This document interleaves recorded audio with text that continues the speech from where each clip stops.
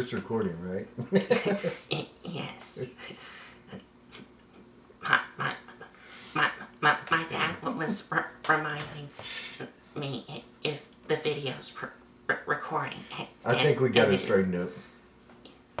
But anyways, hi everyone, and welcome to my 600th video. Yes, this is now my 600th video. I've made so many videos. For about 5 years ago. Yes, it's been 5 years since I've been doing this YouTube channel. And joining me here in the 600th video is my dad. Hey y'all, it's good to see y'all. I hope y'all are doing okay. Down here where we're at, we're fixing to get some really cold weather. So, you know, if you are down here, just take care of yourself and be careful out there. This week coming up is going to be really cold, so we're just going to have to go through it and see what happens at the end. But anyway, enough of that. He's right. This is the 600th video.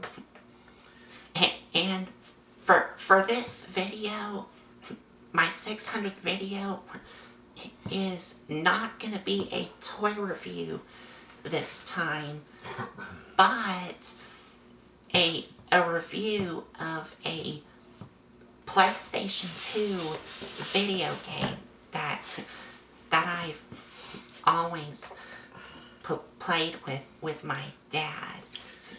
And we'll get to what I'm talking about. Okay, to give y'all some reference, years ago, back when PlayStation 2 come online and stuff like that, I got it, and because I was familiar with the PS1, so anyway, I got a couple of games for it, and one of them, later on down the road, when Colton was a lot smaller, I said, let me show you a little bit about where I come from as far as a fighting game. And I remember the NES Super Nintendo Street Fighter. Excuse me. So that's what this kind of remind me of. So I wanted to share some of the experience with Colton. So Colton played with me, and once he learned it, he got really good at it. And from what my dad said, that this game that we're about to show y'all for PlayStation 2 is like a fighting game, but except it has like robot mech suits that are piloted by humans. So when I first saw this and stuff like that from the PS1 that I knew the system was out on, I knew that it was good then. And I remember seeing something like it a long time ago, but that's a story for another time. But this isn't it.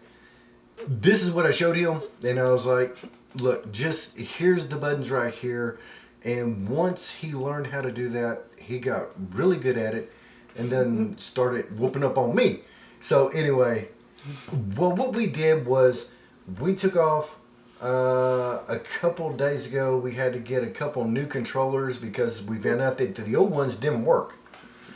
Wow. So we got a couple new controllers, and I said, Colton, let's just play this a couple times to refresh my mind. And then, okay, y'all, he stomped me. It's been that long ago since I played it, and it's kind of like, you know, I remember what to do, but it wouldn't come to me. So that told me right there it's been too long. And I had to play it more to get back in sequence with the controllers. Y'all see what we're talking about here in a minute. So this is going to be 3 parts. Yes. 3 parts. This is going to be the first part. And the reason why we break them down in three because there's actually three sections we need to focus on of what they did with this line when it come over to America from overseas. Which is like in It's Japan. Japan. That this was originally in Japan, but they brought it over here in America. So yeah. So anyway, we're going to get on to it. We just want to say 600 video. Thank y'all. He thanks y'all. Yes. I thank y'all. And believe me, just the response we got from y'all, we appreciate it. And we can't say that enough. And y'all are awesome. And like I said, if you go back to the early stages of this channel, it was a progression to where we're at now. And when he started, I told him, this is your deal. I said, Yes. I'll be with you, beside you, in front of you, whatever it takes. And he told me, he says, Dad, I need the stool, because we had a stool. And I said, okay, I don't know what he needs a stool for. So I looked at my wife looked at me and thinking, what does he need a stool for? Until we saw him grab a pizza box and then cut it out. And then that was his review area for a while. I think if I remembered, I think I grabbed like two pizza boxes, and I taped them together to make a little reviewing area. Yes, and then he come to me, and like we told him, I told him, I said, look, you got to take the phone, you got to throw it away. I said, you cannot talk to me and Mom through a phone, nor can you do this channel through a phone. You have to find your voice, and you got to work with it. Right. And I said, you got to find your voice again, so this way, because me and Mom would love to hear you talk again. I know you got it in you, and you can do it. Right. And I said, this channel demands it of you to find your voice. So we tried a couple of things in the very beginning. And when you look at some of the earlier stuff, he sounds totally different. Yeah. My voice. That's because he was reading off of the script. He didn't know exactly how to come off as himself. And then after a couple of reviews and stuff like that, it's like, you're still not being your authentic self. You sound between a robot and a person, and it's not you. It's you pretending to be somebody else. And I said, no matter what people think, they need to see the real you. They need to see a person engaged with the kind of, I don't want to say disability, but the autism. And you have to work with it. You have to fight through it. You have to find your voice again. So after a couple of reviews and stuff like that, once we got into the hang of things, then he threw it away. He was still doing the script, but he was going to his real self. If that makes sense. So I told him then, I said, that's the real you needs to come out. Not something that's faked, or because people out there need to know that with your autism, what you have to fight through, they can do it too. Yes. And then later on, we progressed a couple of years down the road, and I told him, Colton, I said, we're at the point now where these people need to see our faces. So, hey, here we are. Right. What you see is what you get, whether you like it or not. But we're real. We don't pretend to be anybody else. We Right. can't be anybody else. Right. I'm his dad. He's my son. Right. And for y'all out there, I have a family that's autistic. From my son to my daughter. That we have to work with on an everyday basis. But that's okay. So, well, I was gonna say, are we gonna turn to the review? The first part. We're still off in the first part. So remember what I said last night. We'll break this down 3 parts. So the first part's going to be, go back to the little tablet right there that we wrote down. We wrote down some things so I could remember, because I get confused or don't remember sometimes. Okay. So let's look at it right quick. Part 1 is the intro, and then talk about the 600 video. That's what we just did. And about the movie right there. So now it's the movie. Like, show them? Yes. Okay. Yep. Show them. Then we're going to have to scoot up. Checking the battery. The battery's fine. Nope, just the movie. Just the movie. There you go. Okay, after the video game and stuff like that, we got a couple other things, but Colton also told me, he's like, look, I got something coming in the mail, you're going to like it. And I was like, well, what is it? And he said, it's this right here that you know of. Go ahead and scoot up. And this is the anime series of Mobile Suit Gundam C, which we have done a review of before, but this is not a review of this. This is a review of the video game based off this for PlayStation 2. This right here is the movie. Well, the anime series. Right. That came out in 2002. And it has different Gundams, and it has a person named Atherin. These are the 2 main characters. This is Kira Yamato, and this is Atherin Sala. Kira pilots the... Well, he pilots the mobile suit called the Strike Gundam, but this is an upgrade here.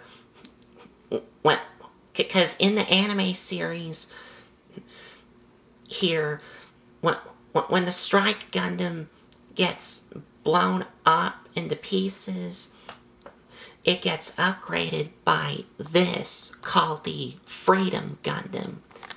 Same for Atherin's mobile suit, because Atherin Zala here pilots the mobile suit called the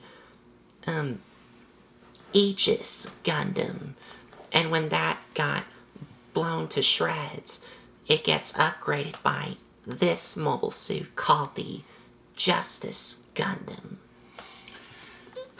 Now, with this movie, and I noticed something about Gundams, is they deal with more of an adult theme. These Gundam cartoons are not for... how can I say it? What, 10 and down? Maybe? Well, I don't know what the age... There is some Mobile Suit Gundam series that are kind of like friendly?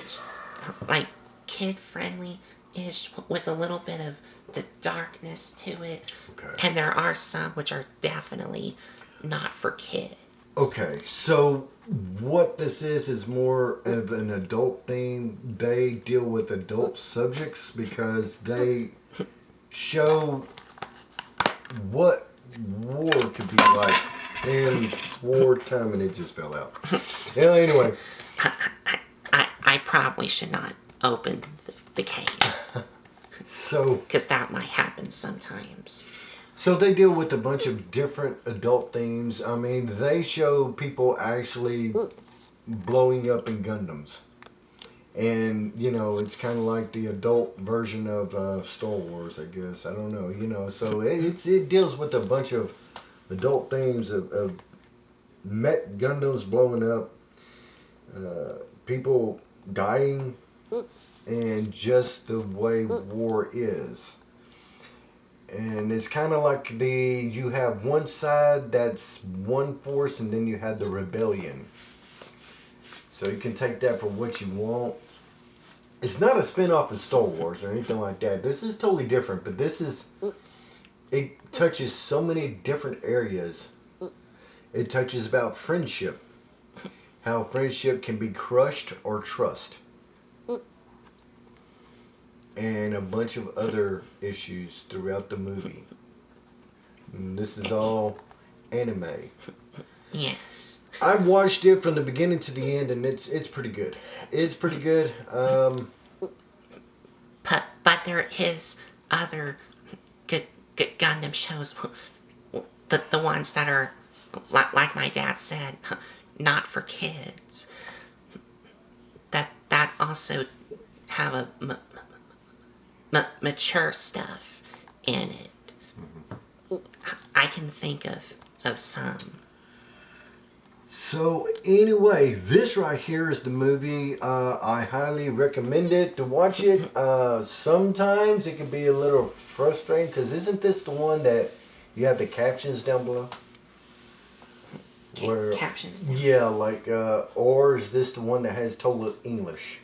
This is the one with English dubbed, where the characters are speaking English and Okay. not Japanese. Right. That will save you a lot of time if you can get one of these that speaks English. And I got the correct one, because this one, the one that I have, are all the characters that speak English in this DVD set that I got. So it's a very good anime to watch from beginning to the end. It makes you wonder. It makes you think about friendship and other issues. And like I said, they actually show stuff getting blown up in here. So, you know. Okay. What else? Is there anything else you want to add with this movie? We're going to get to that in part 2. Oh, okay. Not yet. Right now it's just the movie. Okay. And if that's all we're going to say about the movie, then I don't pretty much have anything else in my head to say. okay. Well, that's it, y'all, for this right here. And now we're fixing to go to part 2. So y'all hang tight. Y'all hang on. We'll be back for part 2. Stay tuned.